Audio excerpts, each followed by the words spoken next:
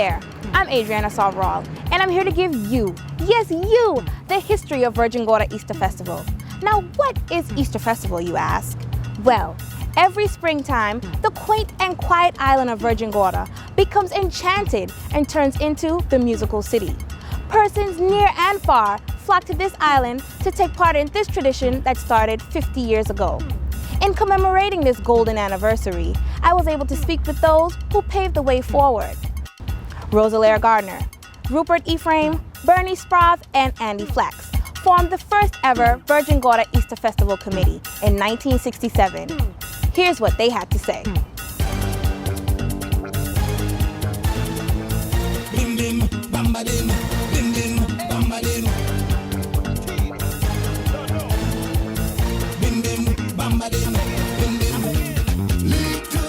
Oh, Virgin Gorda was a place with a lot of trees and rocks and stones and a few houses where the majority of us lived.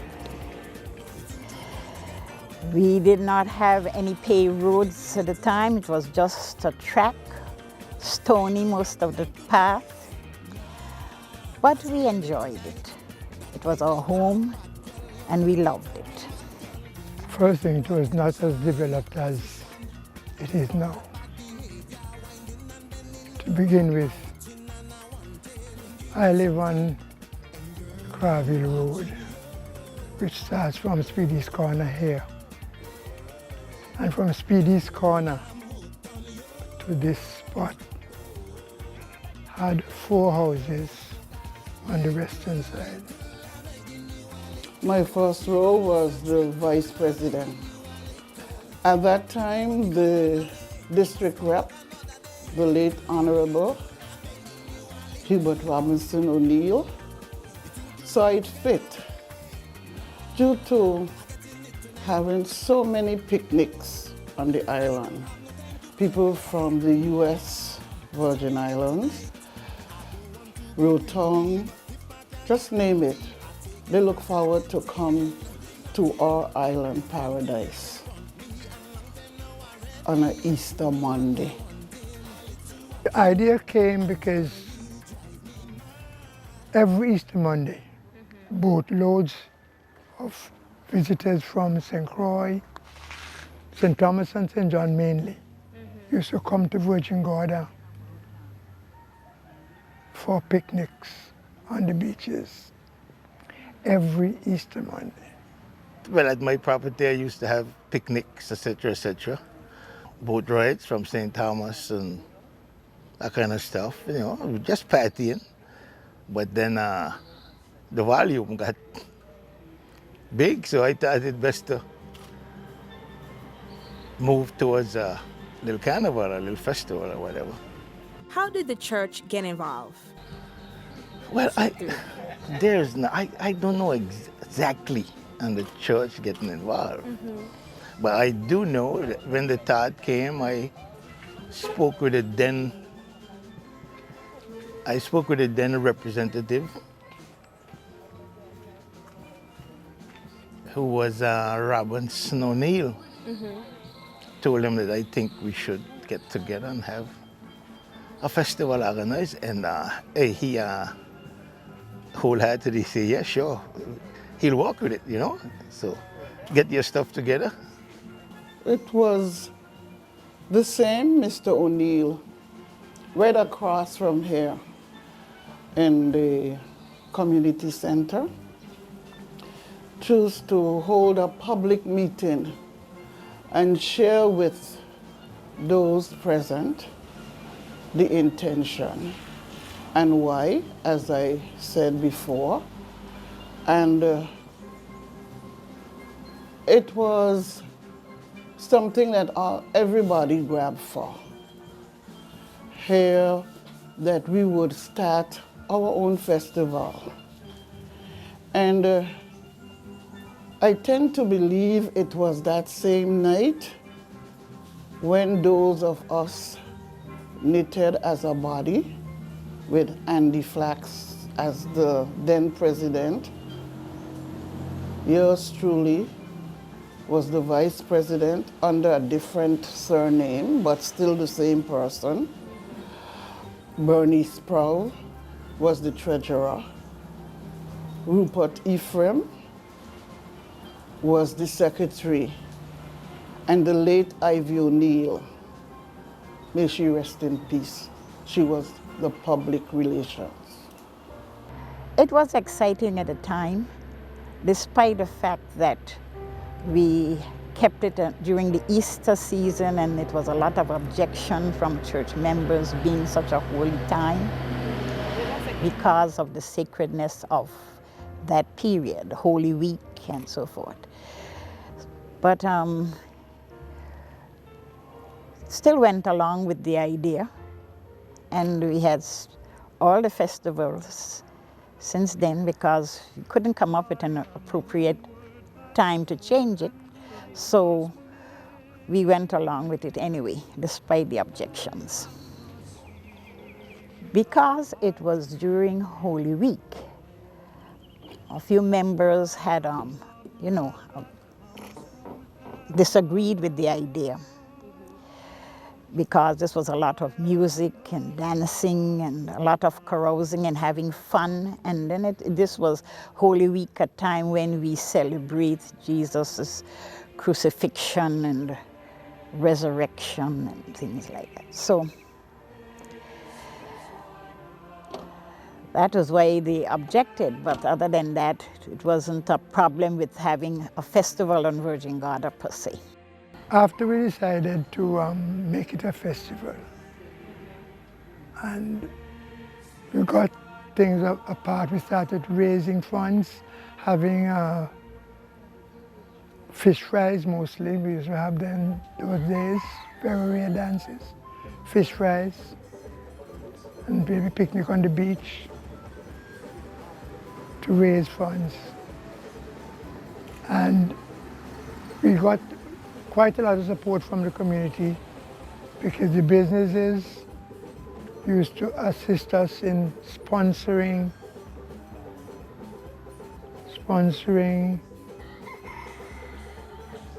candidates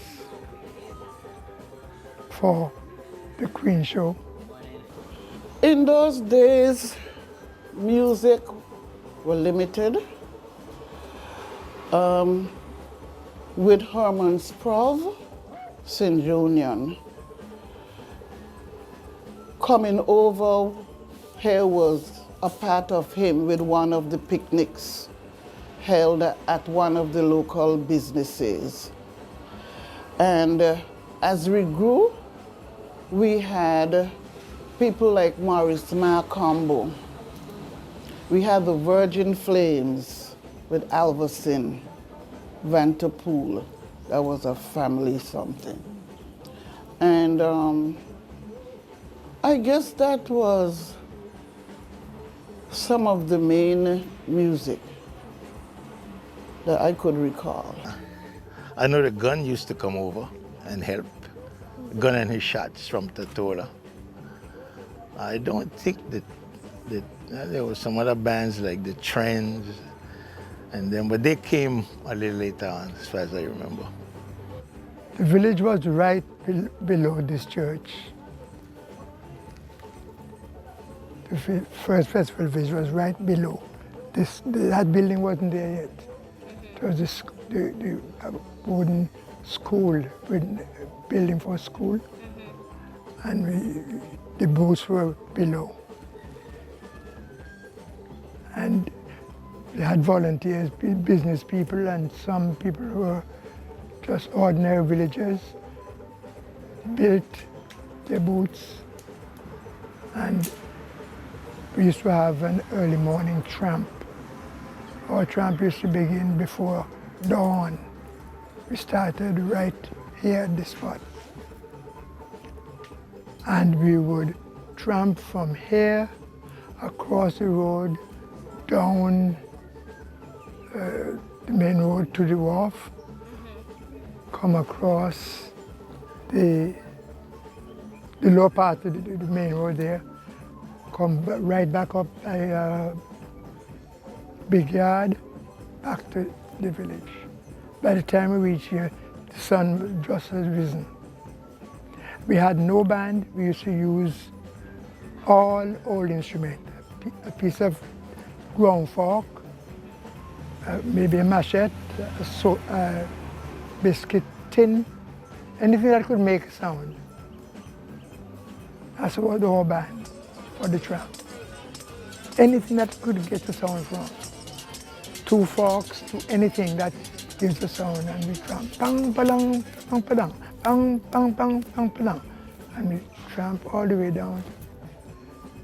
The first time we were so tired that I had very little bars in this place. And we stopped in by Lily and Stevens, which is Rosalia's aunt. There was a couple of boots, not many. I don't think we even had 3. I had a little boot which was on wheels, and I wound up taking that in the parade because it was on wheels. So, and then my float was ideas but no money. And we went from there. We had a little parade, you know, considering where Virgin Gorda was then and heading to. It was good.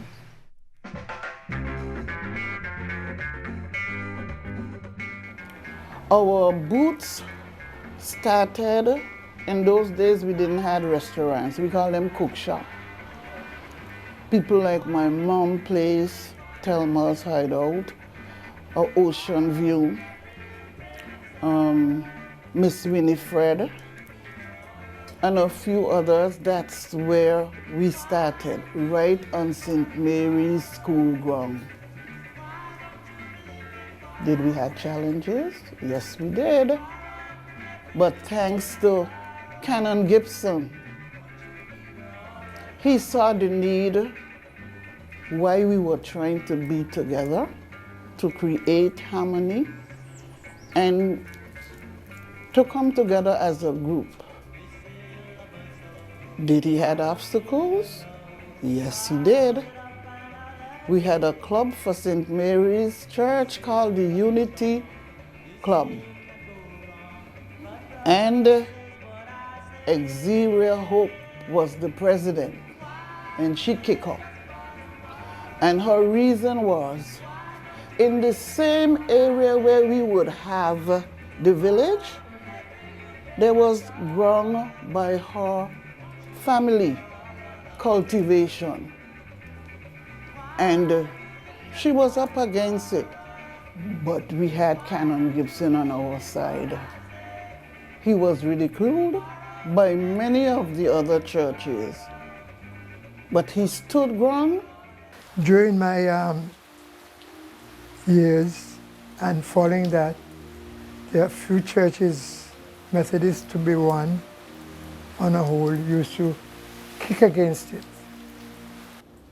We could not pound or nail Holy Week. We couldn't do it, even if we wanted to. That was one of the rules that Father Gibson gave us. And when there is school that Tuesday, and we have the parade the Monday, and the wind down, as you would term it, all hands on deck. We didn't go and hire this one and that one. Every committee member, we sweep, we mop, we do whatever there was. Father Gibson did his inspection and ready to go for school that Tuesday. That's how we work. Well, there were no objections at the time. They allowed us to use the school, and then we had to decorate it, and the parade started from here and went through the island. It wasn't a problem really, only that it wasn't a fitting time for a festival, being Holy Week. But they didn't stop. But they didn't stop it, no.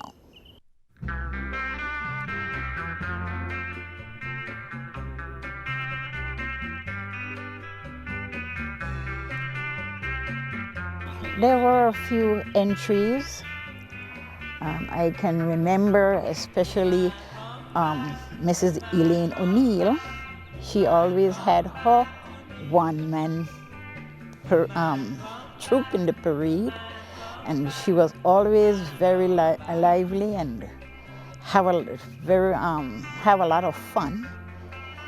And then there were a few majorettes and other people coming in, and we didn't have a whole lot of bands at that time.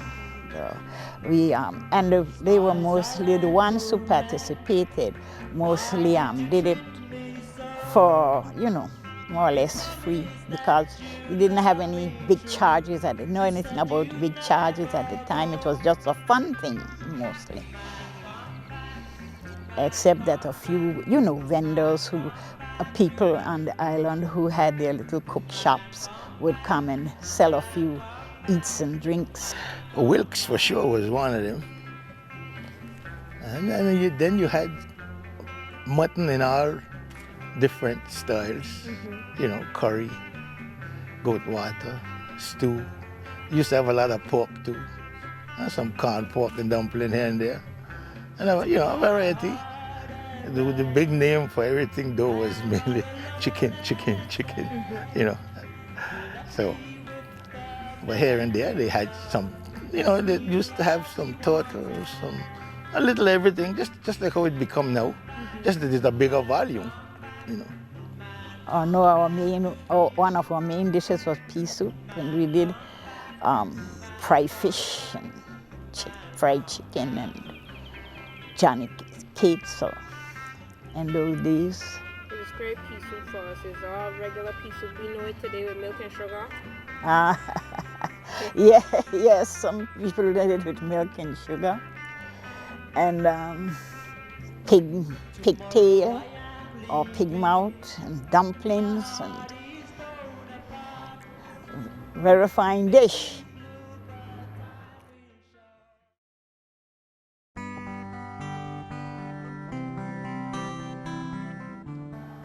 I don't remember if it was, I think it was Andes by the sea at that time. I think that we were the sponsors. A young lady by the name of Bernice Sprauve. She was the first queen. It wasn't fully selected by, the swimsuit stuff and the talent. And we had some of that, but some of the main thing was the fundraising. The first set of queens, they had to sell tickets. The most tickets sold would be the queen. I remember a gentleman who was from Puerto Rico, assist somewhat. He was a part owner, Donkey, and his name was Juni Sarajes. He helped out well with the, getting it going. Delita was one of the contestants, Delita Walters across the road. We would make sure that we come over here, the committee, and had everything in order for the festival, for the Queen Show, as it was.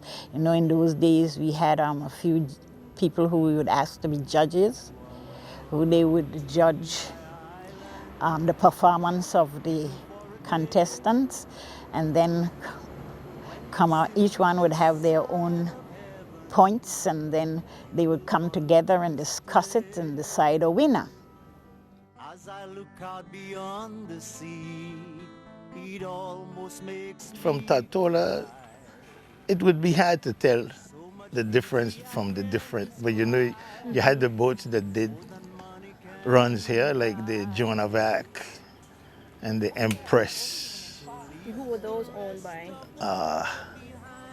The Empress and the Joan of Arc was by was Pickering, Alvin Pickering and company. And then you had, I think Carbon was involved with one of those boats to begin with. I'm not sure. And then as that we went along, they got their Sunshine, I think, yes, and that used to participate. Not, I don't think initially, but it was always a number of boats from St. John, like the Bomba Charger and Valac Ventures and so. They used to bring hundreds of, actually, as I said, they used to come religiously every Easter Monday at Andy's by the Sea, which was my place. So we had the support from those islands for sure. St. Thomas and St. John, Tatola. So what was their response like? Well, they came over and mostly watched the parade and took pictures and eat and drink and had a lot of fun and then went back. Like every group comes its challenges, which they overcame. What caused me to quit the committee? Truth, What caused it? because a few of us who were members of the committee, after the first year's performance of that committee making, we sent the Queen then and two others that ran with her, with a chaperone each, I think, or at least one chaperone, to Puerto Rico, all expenses paid. And that committee that year came off with a profit of $2,000 after paying expenses. The second year we started again, and before the festival took place, members of the committee who had businesses started bringing an extra band to play at their business, cutting against the festival committee. And there is where I told them I am quitting the committee, because if they're cutting against themselves, I might be next to cutthroat.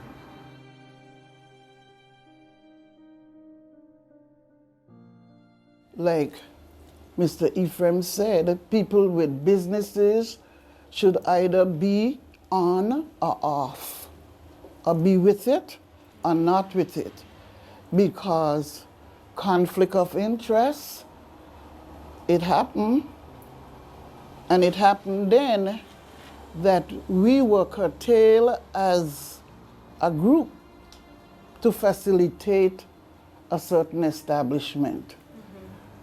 And that over the years caused within the committee that at one point we thought probably it would have been a split or no show. But we said no. And it was the late Robinson O'Neill's wife, Mrs. Muriel O'Neill, who sought a group of ladies, yours truly, Bernice Sprauve, the late Nydia George, Flora Walters, and the same Muriel O'Neill, and a few others. And we mastered that. We dig from post hole to whatever there was with the help of a famous carpenter. We call him 3P, Hugh Harrigan. Then after, they gave their views on the progress the festival has made and offered advice to the current committee on addressing challenges. Oh, the progress, it's I mean, from, I would say from, I think I say 0, from 10. From 10 to 110. Okay. That's the way I see it. Well, I have not been active recently, so I don't know everything that the committee is doing or so forth. But I think that they are doing a good job based on what I've seen. And that festival is, you know, at least it's alive and it's doing well. So, must congratulate all those who are involved at this point, and hope that they would continue and make it even a greater success, and try to encourage more people to participate so that our parades at least can be what it used to be, a nice long parade, colorful and attractive. Boost up a little. Well, like everything else, time changes and you have to live up to this standard or back out. New faces, new ideas, new inventions, but remember, the basic is still there. In between, you had some off years, like anything else. You had some off stuff. The year before, and last year, I think could have been a little more organized, but one of the things though I would love to see change, personally. The Juve or the Rise and Shine, whatever you call it, change from the same morning of the parade. Okay. So what day? I honestly don't know. If you change it to a week activity, then you could fit a day. But to have it the morning of the parade, it takes away. I honestly think from the parade, it takes away because lots of people who may want to come out, it may be as individual, you know, our groups. They just can't make it to be out for the start of a parade at 10 o'clock. Sometimes the Juve don't finish till 8. And it's basically the same people participating in the various things.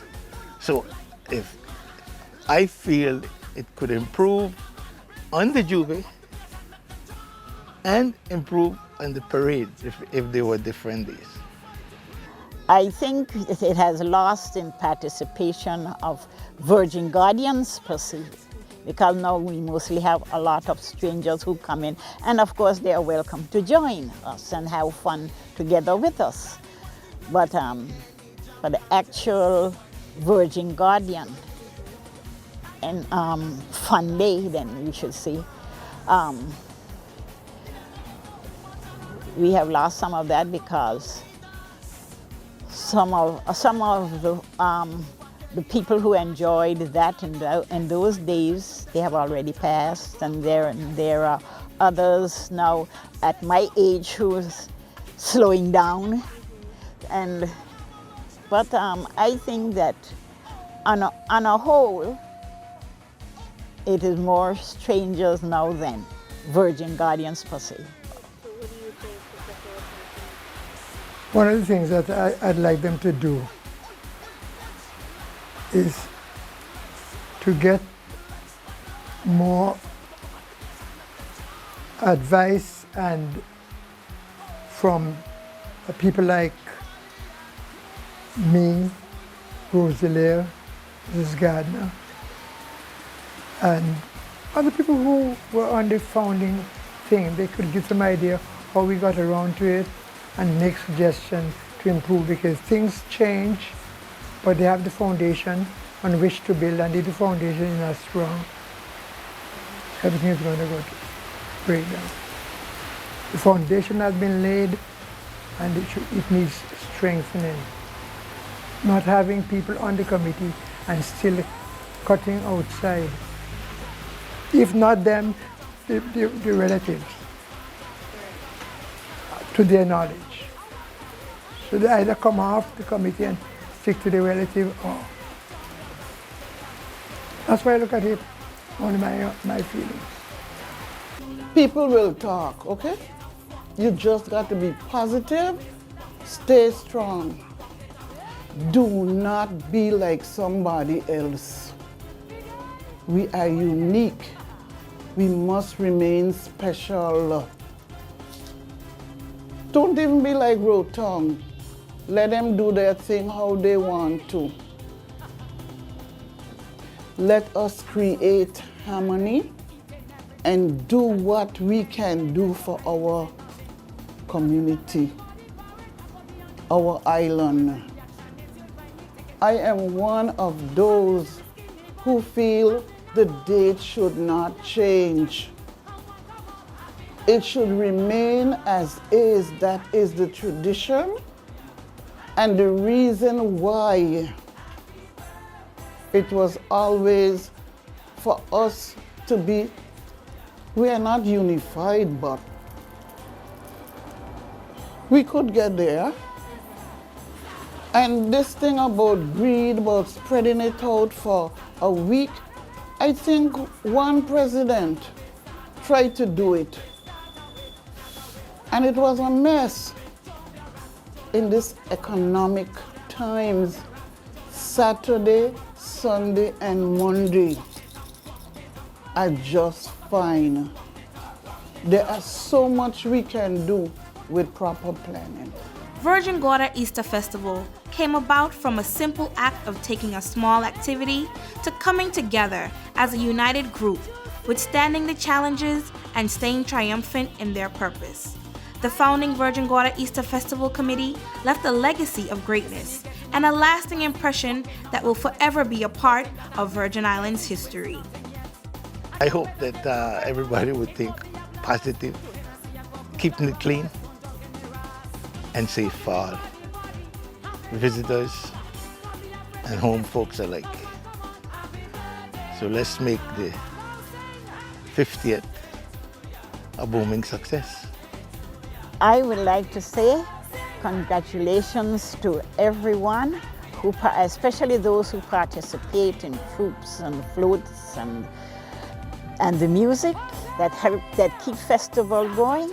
I'd like to congratulate everyone for the interest that they have shown during the past years and encourage them to keep it up so that together we can have a great festival and enjoy ourselves to the fullest in every way that we can. It's a very good event and it will mean a lot to Virgin Gorda, and we should do our best to make it possible. I do wish each person taking part, giving constructive suggestions and participating, whether by encouragement or a booth or a troop float, success, and wish them a clean, enjoyable Easter Festival. Happy 50th from all of us. Happy Carnival! Happy 50th anniversary! I'm smiling, you know, man. I smile now, kind of more of me.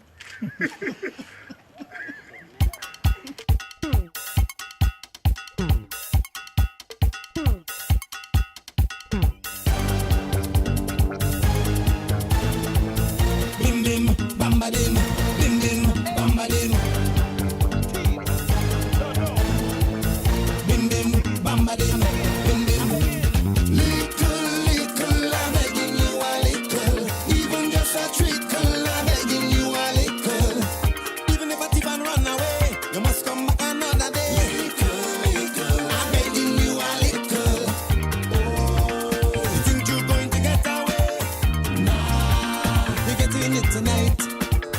Oh, I don't have no time to play. Nah, I'm jamming it tonight.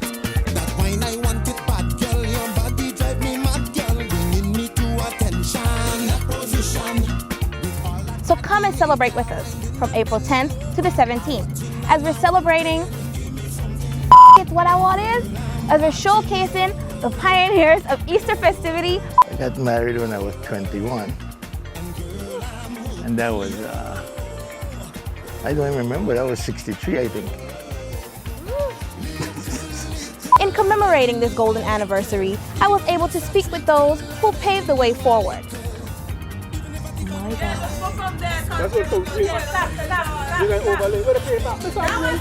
God.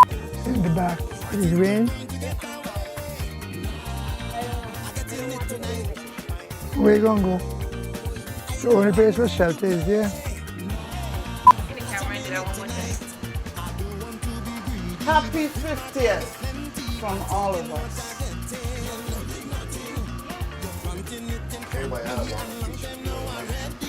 Exactly. Years of Easter festivity for Virgin Gorda Golden Jubilee. See you there. One more time. As we're showcasing